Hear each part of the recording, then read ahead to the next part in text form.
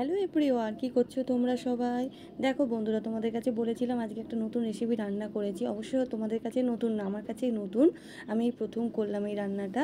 সব রকমের ডাল দিয়ে, ডালের নাম আমি জানি না অতটা। রাজমা দেখতে পাচ্ছি, মটর ডাল আছে, মুগ ডাল আছে, মুসুরির ডাল আছে, বিভিন্ন রকমের ডাল আছে। তো আমি এটা কীভাবে করতে আমি জানি না। আমার এক বড়দিকে জিজ্ঞেস করেছিলাম, উনি বললেন। তো তারপরে আমি করলাম। কালকে এনেছিলাম আর কি, বাজারে গেছিলাম, দেখে মনে হলো একটুখানি নিয়ে যাই, অল্প করেই নিয়ে এসেছি। তো আজকে খুব সকাল সকাল উঠে পড়েছি। উঠে পড়ে আগে ডালটা ভালো করে ধুয়ে নিয়েছি। ধুয়ে নিয়ে হালকা জল দিয়ে নুন দিয়ে ভিজিয়ে রেখেছি। তারপরে আমি রান্নাগুলো করে নিই, যে রান্নাগুলো করার আছে সেগুলো করে নিই, তারপর ওটা সেদ্ধ করব।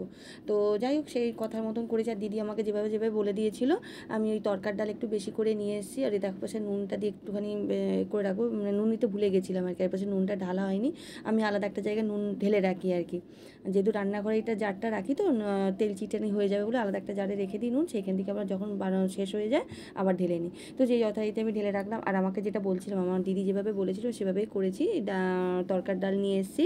আর এপাশে আদা রসুন আমি পেস্ট ব্যবহার করি, তো তাই আদা রসুন পেস্টটা নিয়ে এসেছি। পেঁয়াজ কুচি আমি পরে দিচ্ছি। আর আমার গরম মশলাও নিয়ে এসেছি, আর কাসুরি মেথি তো বাড়িতে ছিলই আমার। তো দেখো, এটা আমি চাপা দিয়ে রেখে দিলাম। এপাশে অন্যান্য রান্নাগুলো করি, তার মধ্যে দেখো আমি রান্না করতেও বসে গেছি।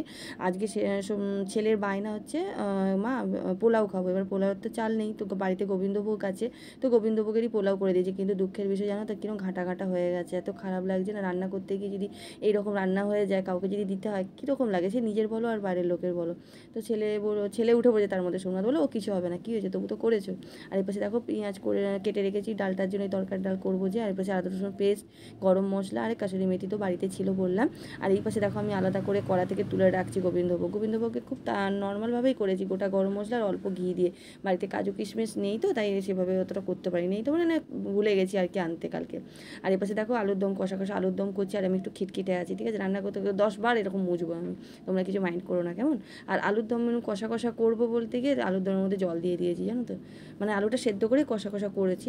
তো দেখো তার মধ্যে আলুর দমটা আমার হয়ে গেছে। আর এই পাশে 3টে ডিম আমি ফাটিয়ে একটুখানি ঝুড়ি ঝুড়ির মতো করে নিচ্ছি আর কি। কালকে ডিম এনেছিলাম, কালকে ডিমে বাবা ছেলে তিনটে, এপাশে চারটে, হ্যাঁ 4টে ডিম একসঙ্গে মামলেট করে খেয়ে নিয়েছে সন্ধ্যেবেলা। আর এই পাশে দেখো ডালটা সেদ্ধ করেছি, ডালটা সেদ্ধ হয়ে সব ডাল সেদ্ধ হলো, রাজমাগুলো সেদ্ধ হচ্ছে না কেন বুঝতে পারছি না, আমার কি ভেজানোটা ভুল হয়ে গেছে নাকি।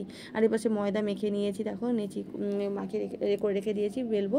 তাড়াহুড়ো করছি, আজকে তো অনেকগুলো রান্না আছে, খুব তাড়াহুড়ো করছি। সোমনাথ যদিও বা 9:30টায় বেরোয়, তবুও এই পাশে ছেলের গরম জল, ছেলেকে পড়াতে হচ্ছে, সোমনাথ একটু ওর অফিসে কাজে নিয়ে ব্যস্ত। আর এই পাশে দেখো কড়ার মধ্যে অলরেডি গোটা জিরে দিয়ে পেঁয়াজ আমি অলরেডি ভাজতে বসিয়ে দিয়েছি। আর এই পাশে দেখো রুটি করছি, এক পাশে রুটি আর এক পাশে ওই তরকাটা ডালটা করবো। আর ওপাশে আমি বসিয়েছি, চা বসিয়েছি, সোমনাথকে চা দেবো।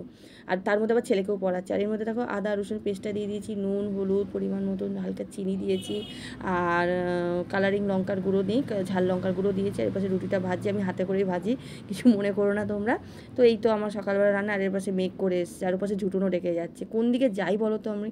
আর আমি টমেটো আনতে ভুলে গেছি বলে টমেটো সস আছে, ওটাই দিয়ে দেবো। ওটা দিলেই হবে বলো বন্ধুরা। তো প্রথম প্রথম তো একটু আইডিয়া করে নিই কীভাবে করবো না করবো। দিদি যদিও বা আমাকে সব বলে দিয়েছে। দেখো এ পাশের দিকে আমি মশলাটা কষে নিলাম ভালো করে। কষতে কষতে দেখো ডালটা অলরেডি দিয়ে দিয়েছি, সেটা তোমাদের কাছে দেখাতে পারলাম না। আর ডালটা দিয়ে দেওয়ার পর দেখো আমি এই পাশে জল দিয়ে রুটিগুলো ভেজাবো। আমার রুটিটা হয়ে গেছে, তো রুটি জল দিয়ে ধুয়ে তারপরে সোমনাথকে দিই, সোমনাথকে ছেলেকেও দিই, আর বাবাকেও দিই, আমার শ্বশুরমশাইকে। আর এই পাশে দেখো তরকাটা একটুখানি করে নিলাম, নিয়ে তারপর ডিমগুলো সব দিয়ে দিলাম। আর তোমরা কিন্তু দেখে বলবে আমার তরকা রান্নাটা ঠিকঠাক করছি কি না, না ভুল করছি। আর একটুখানি হাতে ম্যাশ করে কাসুরির মধ্যে দিয়ে দিলাম, ব্যাস আমার এটা কমপ্লিট হয়ে গেল। জানি না খেয়ে সোমনাথ কী বলবে। তোমাদের কেমন লাগলো প্লিজ ভিডিওটা আমাকে কমেন্ট করে জানিও। তোমরা ভালো থেকো, সুস্থ থেকো।